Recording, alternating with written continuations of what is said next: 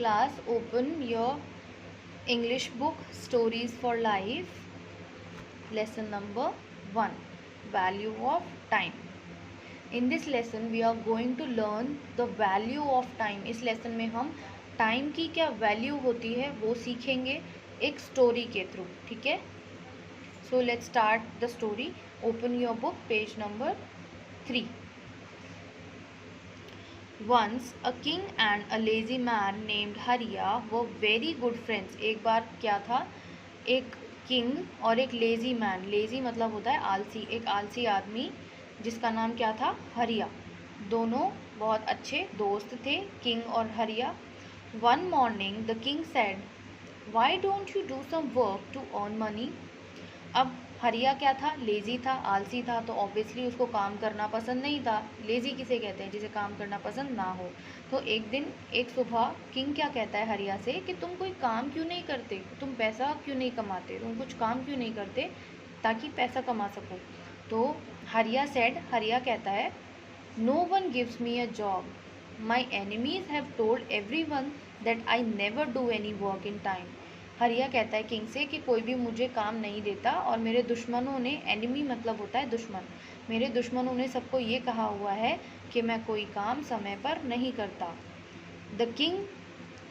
The kind king said then, kind मतलब होता है दयालु.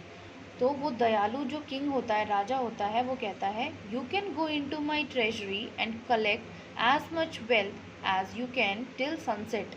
किंग क्या कहता है, ट्रेजरी मतलब होता है खजाना. जो राजा महाराजा अपना खजाना रखते थे ना, उसे कहते हैं ट्रेजरी.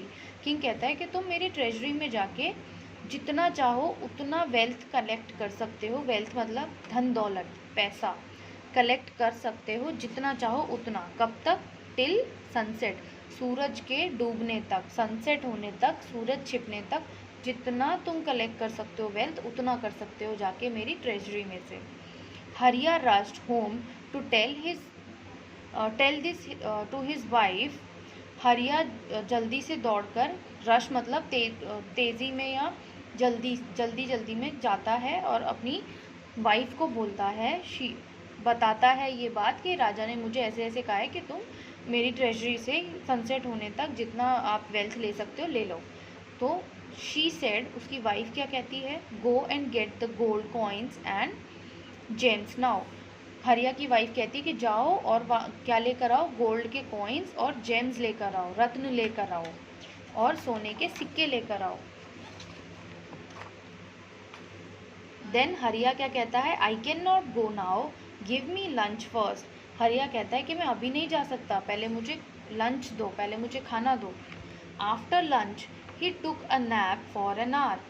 यहाँ पर ये वर्ड है नैप. नैप का मतलब होता है जब हम थोड़ी देर के लिए जैसे सो जाते हैं ना, 1 घंटे के लिए, ऐसे बोलते हैं ना, चलो 1 घंटे के लिए सो लें, थोड़ी देर सो जाएं, ठीक है, कहते हैं ना, तो उसको कहते हैं नैप. मतलब थोड़े टाइम के लिए सोना. एक तो आप रात में सोते हैं उसे नैप नहीं कहेंगे. जो आप थोड़ी देर के लिए आराम करने के लिए जो 1-2 घंटे के लिए सो जाते हैं उसको नैप कहते हैं. सो लंच करने के बाद हरिया क्या करता है, 1 घंटे के लिए सो जाता है. Then in the late afternoon he picked some bags and went to the palace. Then वो लेट आफ्टरनून में, मतलब दोपहर भी ऑलमोस्ट ख़त्म ही होने वाली है, दोपहर का समय, तब वो उठता है और क्या करता है, बैग्स उठाता है अपने और पैलेस की तरफ, महल की तरफ चल देता है. On the way he felt hot, so he sat under a tree to rest. और रास्ते में उसे बहुत गर्मी लगती है तो वो क्या करता है, एक ट्री के नीचे बैठ जाता है रेस्ट करने के लिए. Then 2 hours later he got up to go but saw a man showing some magic tricks. और फिर अभी उसने 1 घंटे का नैप लिया, पहले तो उसने लंच किया, देन उसने एन आवर 1 घंटे का नैप लिया और लेट आफ्टरनून में वो निकला पैलेस के लिए. रास्ते में उसे लगी गर्मी तो वो ट्री के नीचे बैठ गया. फिर वहाँ से 2 घंटे, 1 घंटा यहाँ लगाया, 2 घंटे यहाँ, 2 घंटे बाद ट्री के नीचे आराम करने के 2 घंटे बाद जैसे ही वो जाने लगा, उठा जाने के लिए, तो उसने देखा कि एक आदमी कुछ मैजिक ट्रिक्स दिखा रहा है, जादू दिखा रहा है.